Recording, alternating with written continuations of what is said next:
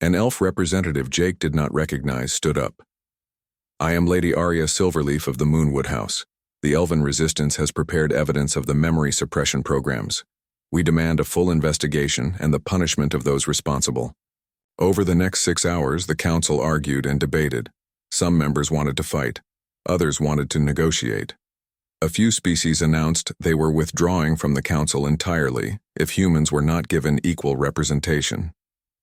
Finally, a vote was called. The motion was simple: recognize the human colonial authority as a full member of the Galactic Council, with all rights and responsibilities that entailed. The vote was close, closer than Jake had hoped, but it passed. Ambassador Starweaver looked tired as she announced the results. The Council recognizes the human colonial authority and offers full membership to Representative Morrison. Jake stood and bowed formally. "On behalf of all humans, I accept, but I want to make something clear. We did not reveal our strength to dominate anyone. We revealed it so we could be honest partners in building a better galaxy." As the session ended and the various representatives began to leave, Claire took Jake's arm. "So what happens now?" Jake smiled. "Now we get to work. There are a lot of problems in this galaxy that need solving. Pirates to stop, trade disputes to settle, exploration missions to plan, and now humans can help with all of it as equals, not as charity cases." "And us?" Claire asked softly. "What happens to us?" Jake looked at her, the woman who had started, as a supposed gift from condescending aliens and had become his partner in revolution. "Well, I still need a cultural advisor, someone to help me understand how to work with all these different species. You interested in the job?" Claire laughed. "I think I can manage that. But I have one condition." "What?" "I still want to travel on the Lucky Strike sometimes. I know you own warships and luxury vessels now, but there's something special about that old cargo hauler." Jake grinned. "Deal. After all, that is where this all started. You, me, and a ship full of surprises." 6 months later, Jake stood on the observation deck of Morrison Holdings headquarters, a massive space station in orbit around Earth. Below him, the blue planet turned slowly in space. Around him, the headquarters bustled with activity as humans took their place as a major power in galactic politics. Claire joined him at the window. She wore the formal robes of a council diplomat now, but she still had grease under her fingernails from working on the Lucky Strike's engine. "Any regrets?" she asked. Jake thought about it. "About revealing the truth? No. About the 10 years I lost? Sometimes. But those years taught me something important." "What?" "That being powerful does not matter if you do not remember why you wanted power in the first place. Humans are not strong because we have big fleets and rich colonies. We are strong because we choose to use our strength to help others." Claire smiled and took his hand. "Your father would be proud." "I hope so. There is still a lot of work to do." Outside the window, human ships departed for missions across the galaxy. Some carried aid to refugee worlds. Others were exploring new star systems. A few were helping other species defend themselves from threats. The galaxy had learned that humans were not the weak newcomers they appeared to be. But more importantly, it had learned that true strength came not from conquest, but from the choice to protect and serve others. Jake Morrison had started as a simple cargo pilot with a mysterious past. Now he was the leader of one of the galaxy's greatest civilizations. But in many ways, he was still the same person. Someone who believed that with great power came great responsibility. And somewhere in space, the Lucky Strike continued its journey, carrying cargo to distant worlds and reminding everyone that sometimes the most important things come in ordinary packages. The galaxy would never be the same. And that was exactly what Jake had hoped for, and he was about to take them to war or to peace. The choice would be up to the council. Kate smiled. "Child, I helped your grandfather start Morrison Holdings. I have been with your family for 60 years. She led them to her office, which was filled with old pictures and documents. On the wall was a portrait of 3 men who all looked like Jake, his grandfather, his father, and himself. Your family has always believed in freedom, Kate said. When we first went to space, we could have conquered other worlds. Humans had better technology and stronger ships than most species, but the Morrisons chose a different path. What path? Partnership, trade, mutual respect. Your grandfather made deals with alien species based on fairness, not force. That is why so many aliens trust humans, even if they fear the Council. Kate opened an old book and showed Jake a page covered with signatures. This is the Morrison Accords. Every human colony signed it 50 years ago. We promised to use our strength to protect others, not control them. Jake read the words his grandfather had written. With great power comes great responsibility. We will not be conquerors, but guardians. The Council fears us because they think all powerful species want to dominate, Kate continued. They cannot understand that humans might choose to be peaceful even when we are strong. That night, Jake stood on Haven's observation deck and looked out at the stars. Somewhere out there, Council fleets were preparing to attack his people, humans who did not even know they were part of something bigger. Claire joined him at the window. What are you thinking? I am thinking about my father's message. He said with great power comes great responsibility. Well, I have the power now. Time to use it responsibly. What does that mean? Jake turned to face her. It means we are not going to wait for them to attack us. We are going to go to the Council and tell them the truth. All of it. That is dangerous, Jake. They might try to capture you. Maybe, but hiding is not working anymore. It is time for humans to take our place in the galaxy as equals, not as the weak species everyone thinks we are. Claire smiled. Your father would be proud. Jake looked back at the stars. Soon the galaxy would learn that humans were not poor refugees begging for scraps. They were a civilization that spanned thousands of worlds, with technology and resources that rivaled any species. The question was, would the Council accept the truth, or would they try to destroy it? Claire, Jake said, send a message to all colony administrators. Tell them to prepare the fleets and activate all defenses. We are going home. Home? Council Station Harmony. Time to finish what we started. As the Lucky Strike prepared to leave Haven, Jake felt the weight of command settling on his shoulders. He was no longer just a cargo pilot. He was the leader of the largest human civilization in history. The return journey to Council Station Harmony took 5 days, but Jake was not traveling alone this time. Behind the Lucky Strike came a fleet of 40 human ships, each one disguised to look like a simple cargo vessel. Hidden beneath their ordinary appearance were advanced weapons and shields that could challenge any military force in the galaxy. Jake stood on his bridge, watching the stars. His memories were fully restored now. He remembered everything. His childhood on the family estate, his father's lessons about leadership, the day he took control of Morrison Holdings.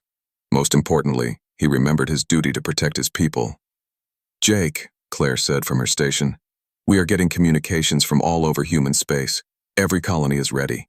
If the Council refuses to negotiate, we can defend ourselves.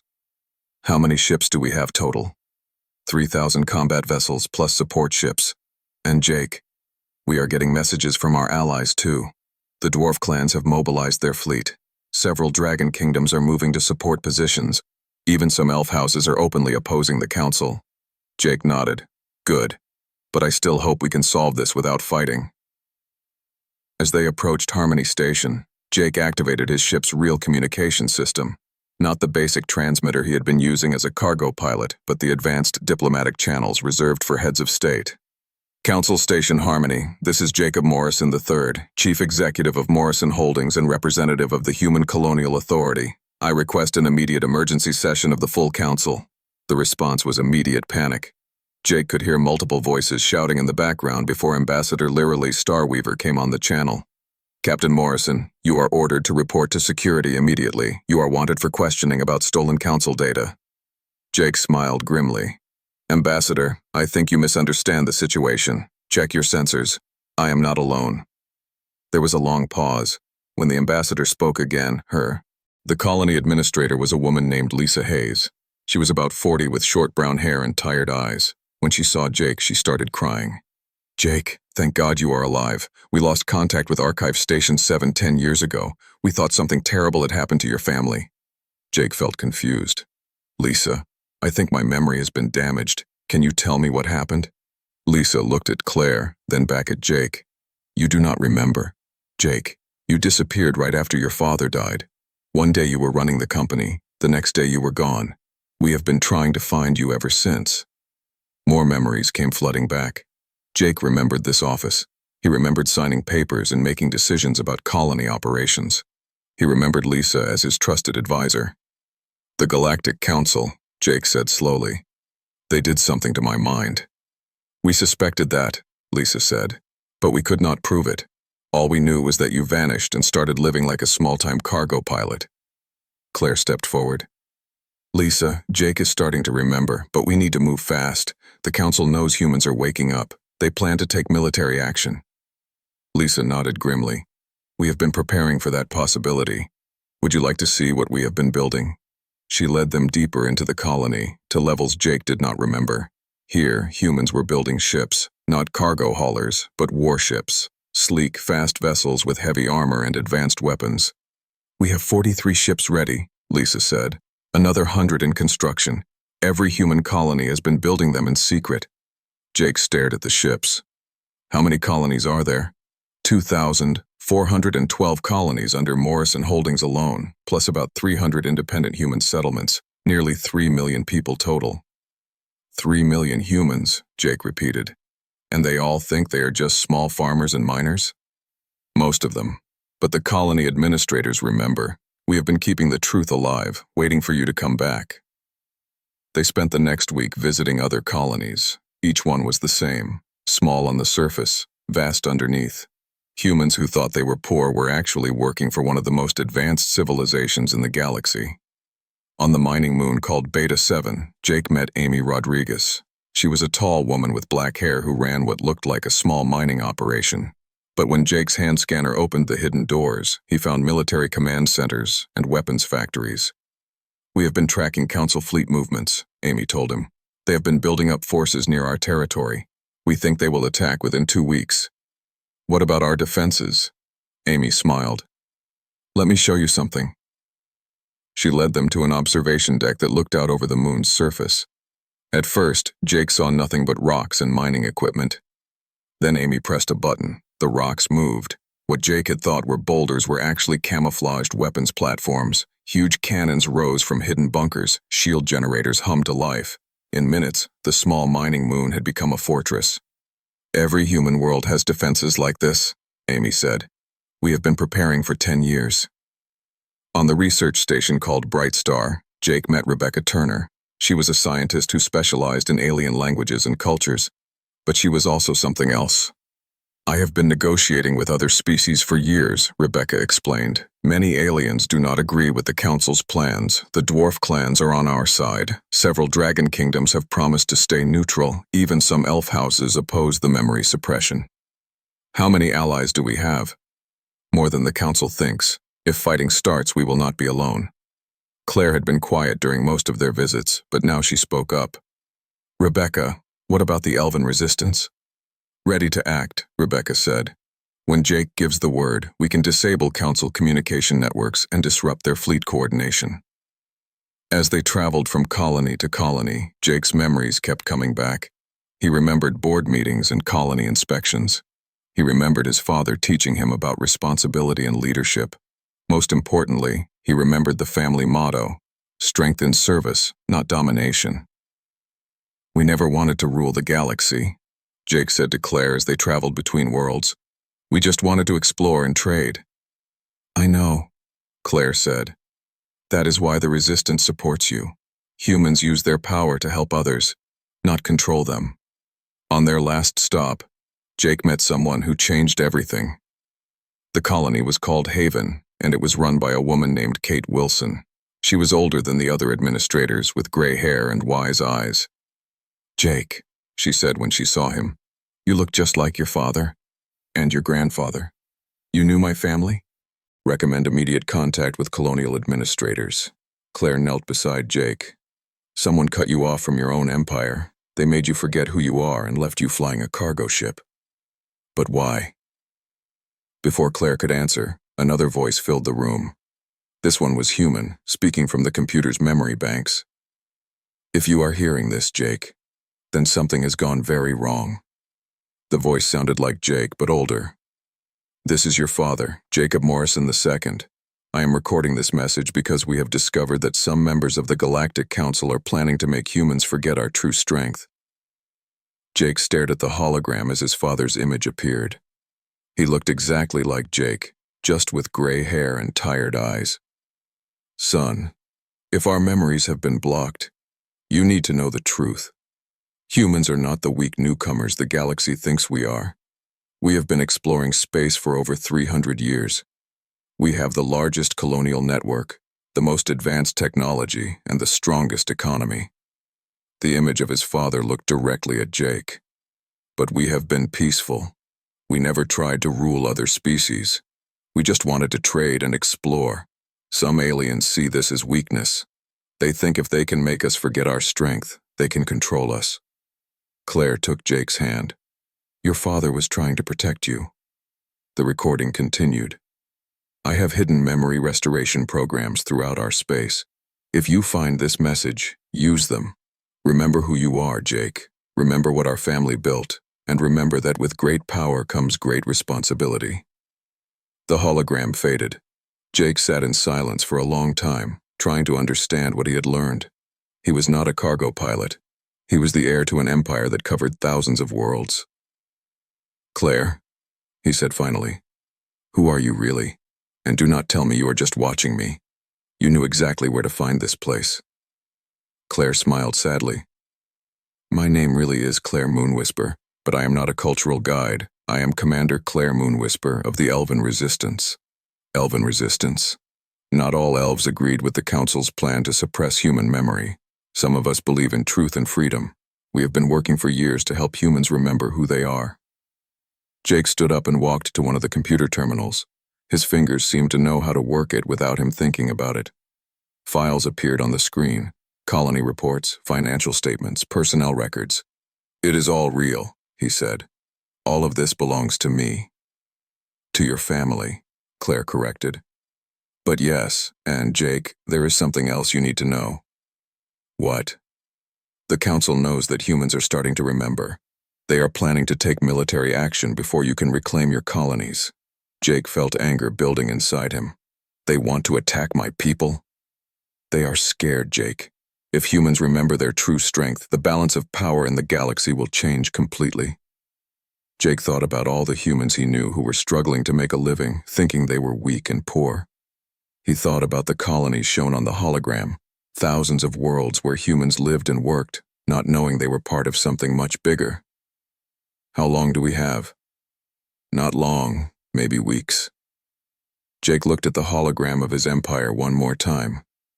2,000 moons, hundreds of worlds, millions of people depending on him, even if they did not know it yet. "Then we better get started," he said. "Time to wake up my people." Claire smiled, and this time it was not sad. "I was hoping you would say that." As they prepared to leave the archive station, Jake felt different. The memories were still fuzzy, but he could feel them trying to come back. He was not just a cargo pilot anymore. He was Jake Morrison, heir to an empire, and he had work to do. The galaxy was about to discover what humans could really do when they remembered who they were. "That," Claire said, "is what we need to find out."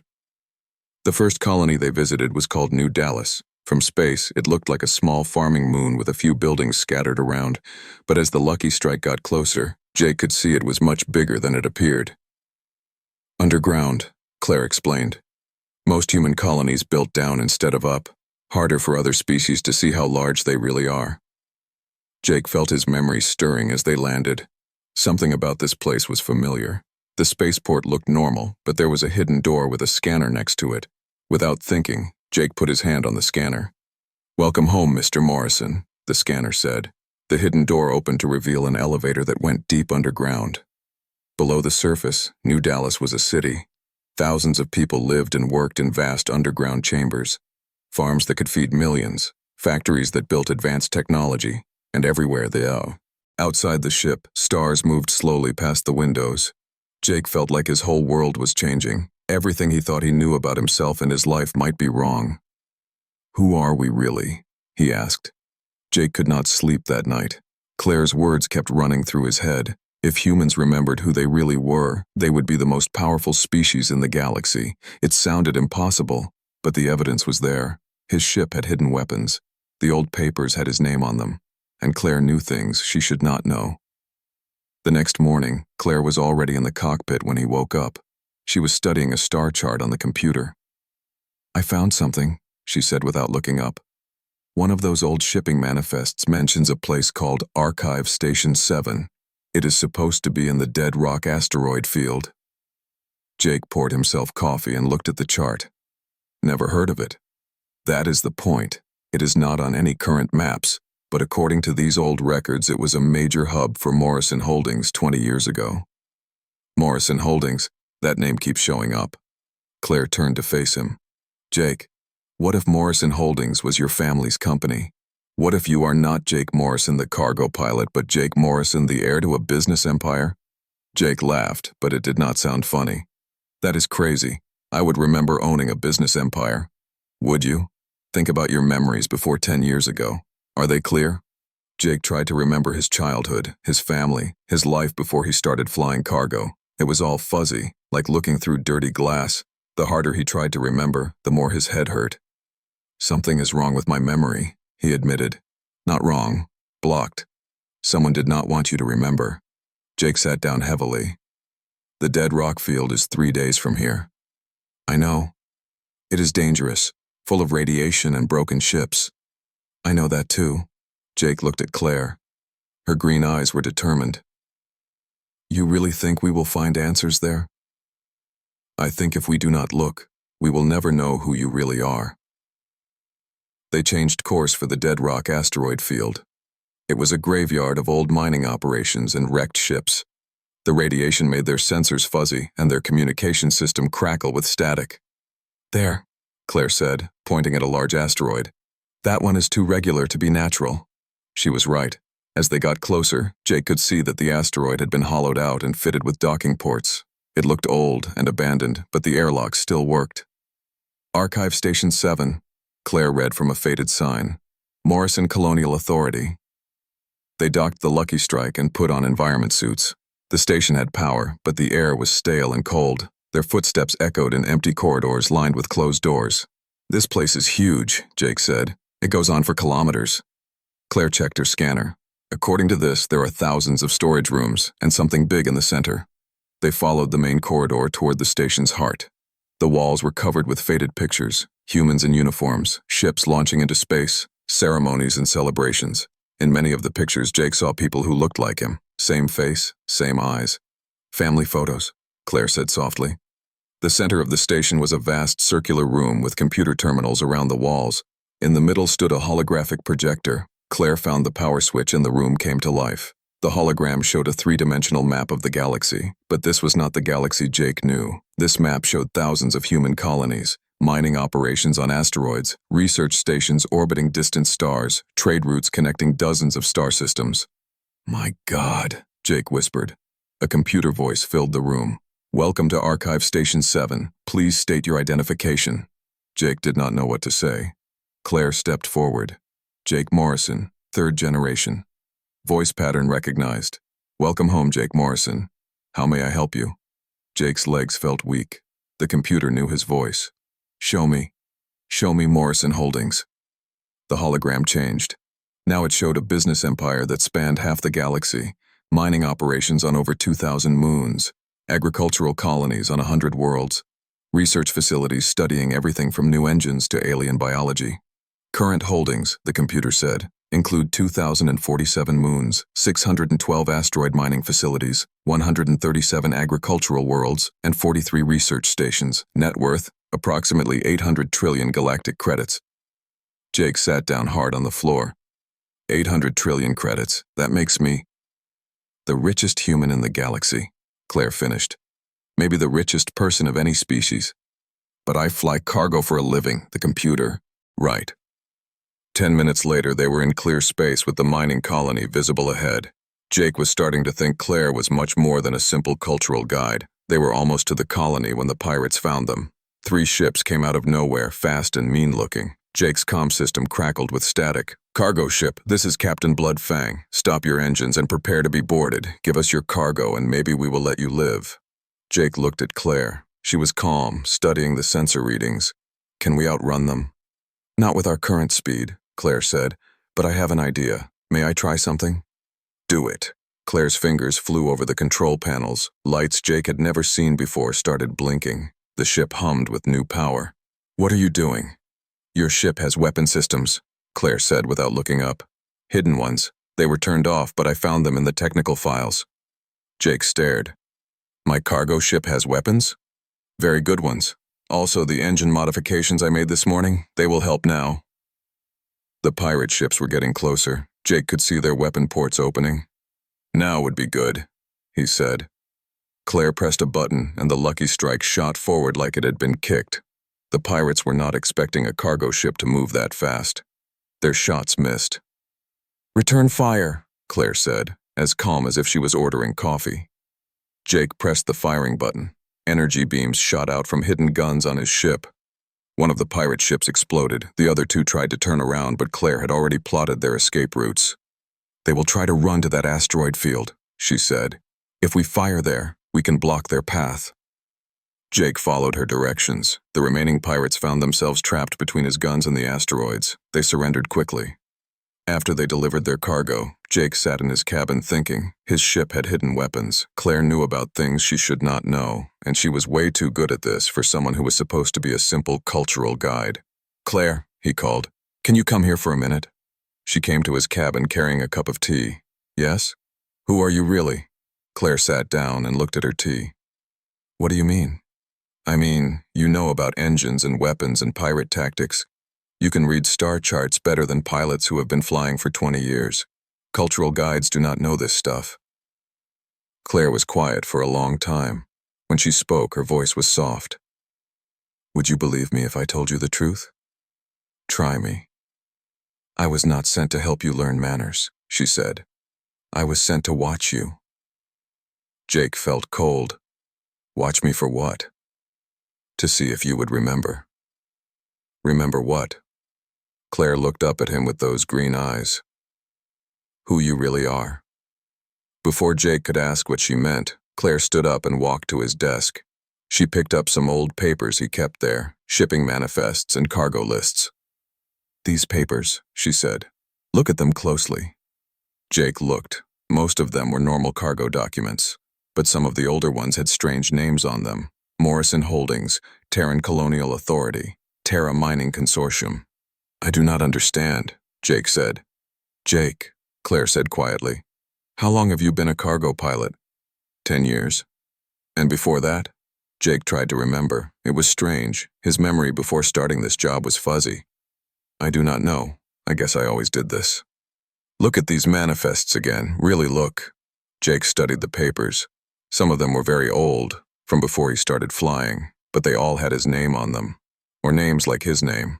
Morrison Holdings, J. Morrison, Chief Executive. This does not make sense, Jake said. Claire sat back down. Jake, what if I told you that you are not just a cargo pilot? What if you were something much more important, but you forgot? That is crazy. Is it? Think about your ship. You thought it was just old cargo hauler, but it has military weapons and advanced engines. Think about how other humans treat you. They respect you, even though you are just a pilot. Jake thought about it. Other human traders did seem to know him. They always wanted to do business with him. They trusted him in ways that did not make sense for a small-time cargo hauler. Even if that was true, Jake said, why would I forget? Claire looked sad. Because someone wanted you to forget. Someone wanted all humans to forget who they really are. The Council? Some of them. Not all aliens are part of it. But yes, some powerful people want humans to think they are weak and poor and need help. Jake felt dizzy. Why? Because, Claire said softly, if humans remembered who they really were, they would be the most powerful species in the galaxy. Jake stared at her. And you know this how? Claire smiled, but it was not a happy smile. Because I am not really a cult. She looked at him with those bright green eyes. I would not know what that means. Well, we will figure it out together. When they got to the Lucky Strike, Jake showed her around. The ship was small but clean. There was a main cabin, a tiny kitchen, 2 bedrooms, and the engine room. Claire looked at everything with interest. "This is bigger than I expected," she said. "Not much, but it is home. You can have the spare room. The bed is small but comfortable." Claire stopped walking. "You are giving me my own room? Where else would you sleep?" "I thought... They said humans were primitive. I thought you would make me sleep on the floor or in a cage." Jake stared at her. "What kind of people told you that?" "My teachers. They said humans were barely civilized, that you lived like animals." Jake felt angry again, but not at her. "Well, your teachers were wrong. Come on, let me show you the cockpit. Maybe you know these space lanes better than I do." As they walked to the front of the ship, Claire asked, "You want my opinion?" "Why would not I?" "Because I am just a liaison, a cultural guide." Jake stopped and looked at her. "Claire, I do not know what those people told you, but you are not just anything. You are a person, and persons get to have opinions." For the first time since he met her, Claire smiled. It was small, but it was real. "I think," she said carefully, "that I am going to like traveling with you." Jake smiled back. "Good, because something tells me this is going to be interesting." As the Lucky Strike pulled away from the station, Jake watched the fancy building get smaller in his screen. He did not know it yet, but his life was about to change in ways he could never imagine. And it all started with a scared young woman that powerful aliens thought was just a gift. 3 weeks had passed since Claire joined Jake on the Lucky Strike. She was nothing like what the council had told him to expect. Instead of teaching him manners, she was learning about his ship and helping with repairs. Jake found her in the engine room that morning, reading a technical manual. Her silver hair was tied back and she had grease on her hands. "Morning," Jake said. "Find anything interesting?" Claire looked up from the book. "Your hyperspace drive is running at only 60% efficiency. If we realign the quantum coils and adjust the power flow, we could increase speed by 30%. Jake blinked. "You know about hyperspace drives?" "A little," Claire said, then looked worried. "I am sorry. I should not have touched your equipment without asking." No, it is fine. I'm just surprised. I thought elves did not like technology." Claire was quiet for a moment. "Most elves think technology is beneath us. We prefer magic and old ways. But I always wanted to understand how things work. My teachers said it was wrong for an elf to be curious about such things." "Well, your teachers sound like they were wrong about a lot of things." They spent the morning working on the engine together. Claire had good ideas and steady hands. She could see problems that Jake had missed. By lunchtime, the ship was running better than it had in years. "Where did you learn all this?" Jake asked as they ate. "Books mostly, and watching repair crews when they thought no one was looking. I was not supposed to be interested, but I could not help myself." Jake was starting to understand why the council had really sent Claire away. She was too smart and too curious for their liking. Their next job was delivering supplies to a mining colony near the Broken Dreams Nebula. It was a long trip through some rough space. Pirates like to hide in the nebula and attack cargo ships. "We should take the long way around," Jake said, looking at the star charts. "It will add 2 days, but it is safer." Claire studied the charts too. "What if we went through the nebula instead?" "Too dangerous. Pirates own that space." "But look at these shipping records," Claire said, pulling up files on her computer. "Most attacks happen near the main shipping lanes. If we take this route here, through the smaller passages, we could save 4 days and avoid the pirates." Jake looked at where she was pointing. "How do you know about pirate attack patterns?" "I studied them. The council has files on all the major pirate groups. I thought it might be useful to know their habits." Jake was impressed. "You studied pirate tactics for fun?" Claire blushed. "I know it is strange, but patterns are interesting. Everything has patterns if you look close enough." They took Claire's route through the nebula. The passage was narrow and filled with space dust that made the ship's sensors work poorly. But Claire seemed to know exactly where they were going. "Turn left at that asteroid," she said, pointing at a rock that looked like all the others to Jake. "How can you tell?" "The way the light bends around it. This rock has metals in it,